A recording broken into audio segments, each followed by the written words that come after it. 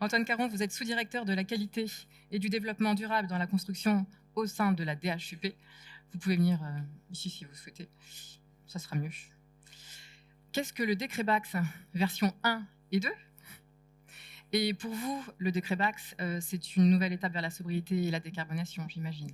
Je vous laisse nous l'expliquer. Qu'est-ce que c'est qu'un BAX et quelles sont les fonctionnalités, au moins au sens du décret, parce que je n'ai pas forcément la prétention d'expliquer ce qu'est un BAX pour les professionnels qui en produisent, qui en construisent, mais en tout cas d'un point de vue réglementaire, qu'est-ce que c'est qu'un BAX? C'est un peu ça la question qui est posée. Déjà, sur ce volet, il n'y a pas eu de forte évolution par rapport au décret en vigueur en 2020. Donc un BAC, c'est un système d'automatisation et de contrôle des bâtiments qui a vocation à enregistrer, suivre les consommations, notamment énergétiques, par zone fonctionnelle et à un pas de temps suffisamment précis, donc un pas de temps horaire, dans les bâtiments tertiaires. Donc c'est non seulement le suivi, l'enregistrement, l'analyse de ces données, l'analyse j'y reviendrai, mais qui doit notamment permettre de déceler pour tous les systèmes qui sont reliés au BAX, qui sont énumérés ici en bas du graphique à gauche, les systèmes de chauffage, de chauds sanitaires, de ventilation, de climatisation, d'éclairage intégré, de production d'énergie notamment. Ça a vocation notamment à détecter les dysfonctionnements de ces systèmes, vérifier qu'ils fonctionnent bien, mais ça a également vocation à les réguler, à agir sur eux. Et donc, c'est une des fonctionnalités qui est imposée par la réglementation dans le cadre ce qu'on appelle le décret Bax. Décret Bax qui, entre parenthèses, a été codifié donc dans le code de la construction et de l'habitation, qui est donc le code qui régit l'ensemble des réglementations qui touchent au domaine de la construction et des bâtiments de manière large. Les BAX doivent aussi pouvoir situer l'efficacité énergétique d'un bâtiment par rapport à un certain nombre de références, par rapport à la réglementation notamment. Ça, c'est important. Détecter, je le disais, des pertes d'efficacité en cas de dysfonctionnement de systèmes qui seraient reliés au BAX. Être interopérable avec les différents systèmes, évidemment. Et puis également, si le BAX dysfonctionne, s'il s'arrête, il faut que les systèmes qui sont reliés, que j'ai cités, puissent continuer à fonctionner normalement. Donc ça, c'est également une exigence qui est appelée par la réglementation.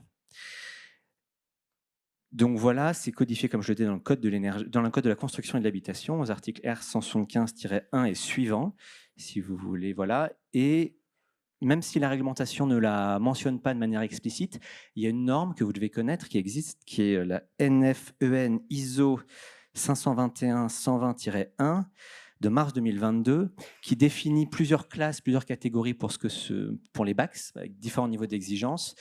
Et même si ce n'est pas une norme qui est d'application obligatoire, c'est-à-dire que vous n'êtes pas obligé, en application stricte de la réglementation, de passer par cette norme, le fait d'atteindre la classe C au titre de cette norme est réputé satisfaire aux obligations réglementaires. Par ailleurs, je précise que les obligations réglementaires, c'est des obligations évidemment qui sont minimales. C'est un socle qu'il faut respecter, il n'y a pas le choix, c'est la réglementation. Par contre, évidemment, rien n'empêche d'aller plus loin, notamment pour les bâtiments tertiaires qui auraient certains process spécifiques qui pourraient être pertinents de relier au BAX. Donc vraiment, la réglementation, c'est le socle minimal et ensuite, on peut aller plus loin si on souhaite. Un petit tableau qui résume les évolutions du décret de 2023 par rapport à celui de 2020. Donc avant, comme ça a été dit précédemment, les obligations portaient sur les bâtiments tertiaires, on ne parle que des bâtiments tertiaires, dont la puissance nominale était supérieure à 290 kW. Pour le neuf, dès 2021, donc un an après l'entrée en vigueur du décret, et mais j'y reviendrai parce que j'ai un petit calendrier, et pour les bâtiments existants à partir de 2025. Et donc ça a été étendu pour tous les bâtiments supérieurs à 70 kW, dont la puissance nominale est supérieure à 70 kW, selon un calendrier que je détaillerai juste après. Une autre évolution notable, dans le décret de 2020, il était prévu une exemption pour clause de disproportion économique. Et il fallait que le temps de retour sur investissement soit supérieur à 6 ans. Donc on a estimé que c'était un petit peu faible, et puis on a concerté largement sur ce critère, et donc on a maintenu cette clause d'exemption, mais avec cette fois un temps de retour sur investissement qui doit être supérieur à 10 ans pour pouvoir déclencher cette exemption, avec des modalités de calcul qui par ailleurs sont précisées dans un arrêté, donc dans l'arrêté publié récemment. Et notamment, il est pris forfaitairement un gain en économie d'énergie de 15%. Donc la mise paraît de 15 à 20, c'est effectivement 15 à 20, mais de manière un peu conservatrice, on a pris 15% dans l'arrêté.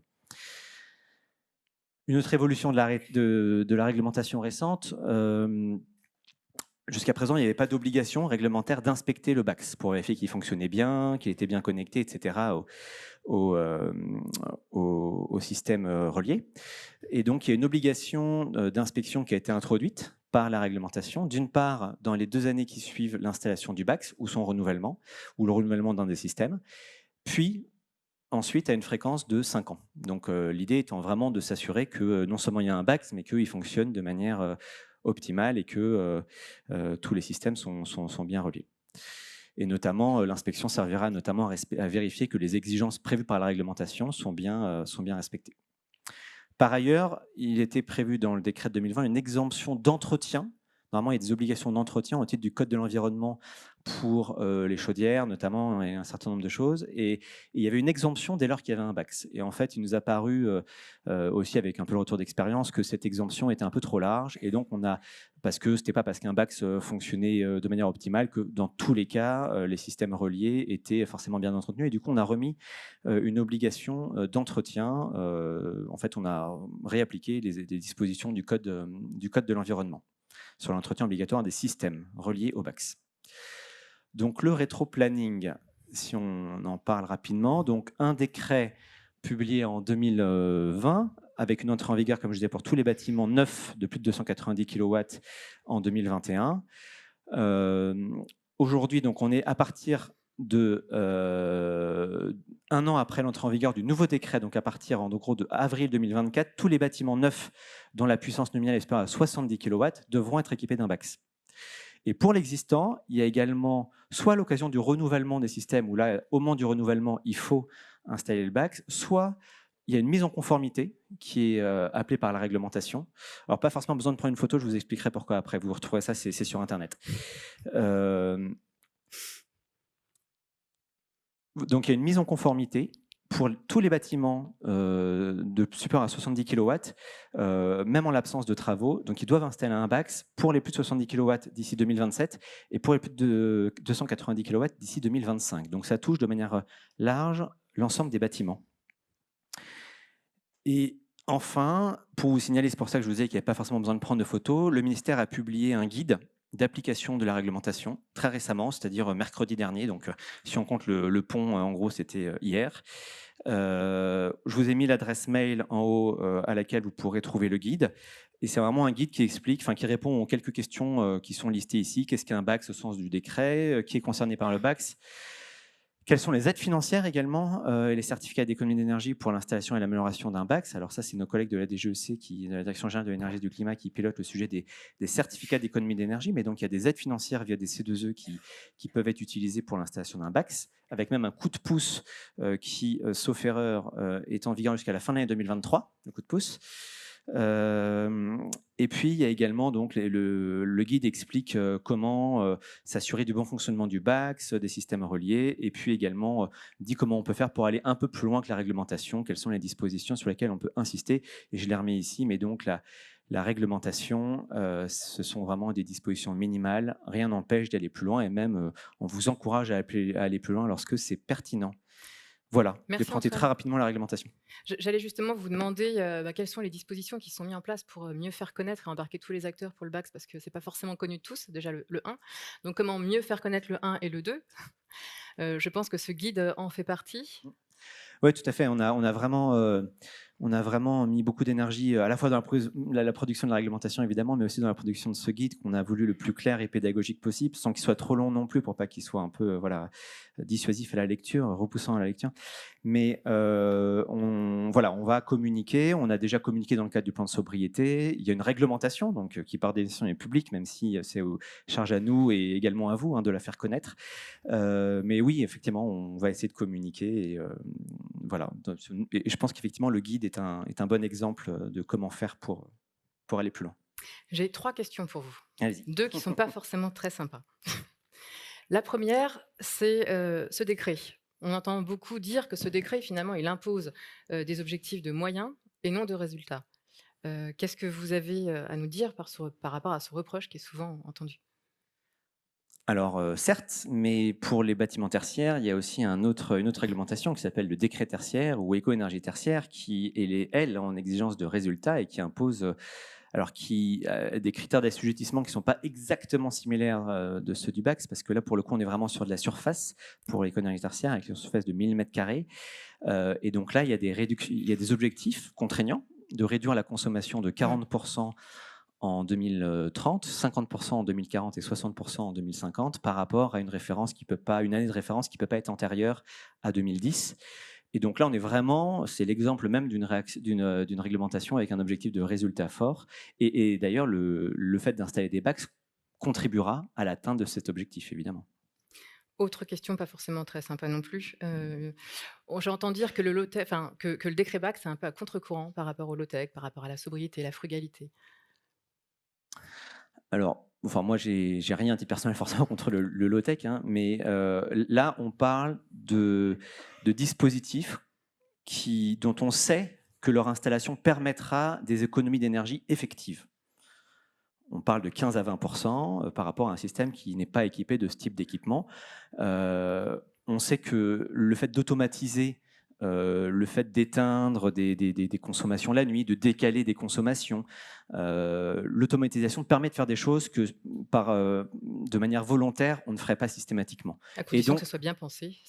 À condition que ce soit bien pensé, que ça respecte la réglementation, et évidemment, et que ça soit bien installé. Et que voilà, et c'est aussi pour ça qu'on a mis des obligations d'inspection, pour vérifier que les systèmes mis en place soient compatibles avec les besoins et puis avec la réglementation. Mais du coup, je pense qu'au cas d'espèce, le fait d'avoir cette obligation, qui est effectivement une obligation d'installer un système, est vraiment bénéfique en vue d'accroître la sobriété énergétique et les économies d'énergie des bâtiments tertiaires.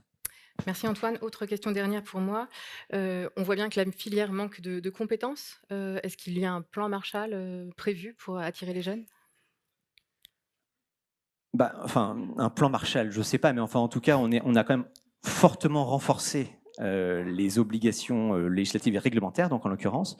Donc on est vraiment sur une obligation qui va se répandre de manière très large à une grande partie des bâtiments tertiaires, sans doute plus de la moitié. Et du coup, forcément, il va falloir s'organiser par rapport à ça. C'est aussi pour ça que la réglementation est progressive. On n'a pas mis tout au 1er janvier 2024. On a fait les choses, on espère en tout cas de manière intelligente, en mettant une entrée en vigueur progressive pour aussi que la filière puisse s'adapter, monter en compétences. Et nous, on continuera la communication. Et après, c'est aussi à la filière évidemment de se saisir de cette opportunité pour aller plus loin. Merci Antoine d'avoir joué à ce jeu de questions-réponses. Y a-t-il une question ? Je vais bien prendre une question dans la salle.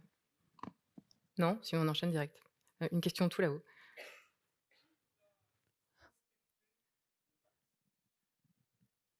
L'inspection de BACS, donc, elle est prévue dans la réglementation. La réglementation n'encadre pas de manière très précise qui est l'inspecteur, entre guillemets. Il faut que ce soit quelqu'un de compétent pour réaliser l'inspection et pour inspecter les systèmes qui doivent l'être. Mais on ne dit pas c'est une référence à telle certification, à telle qualification. Il faut juste que ça soit telle que la réglementation est prévue à ce stade, que ça soit un professionnel compétent. J'ai bien une dernière question.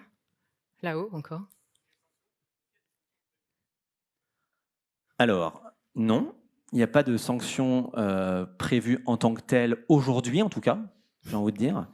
On est aussi, encore une fois, dans une démarche où on ne veut pas non plus taper tout de suite, entre guillemets. L'idée, c'est vraiment d'accompagner la filière, d'accompagner l'obligation, de faire connaître l'obligation, les moyens d'y satisfaire, et puis aussi en fonction des retours d'expérience qu'on aura sur la mise en œuvre et la bonne mise en œuvre de la réglementation, on verra ce qui est nécessaire de faire ou pas. Merci Antoine pour votre éclairage. Merci.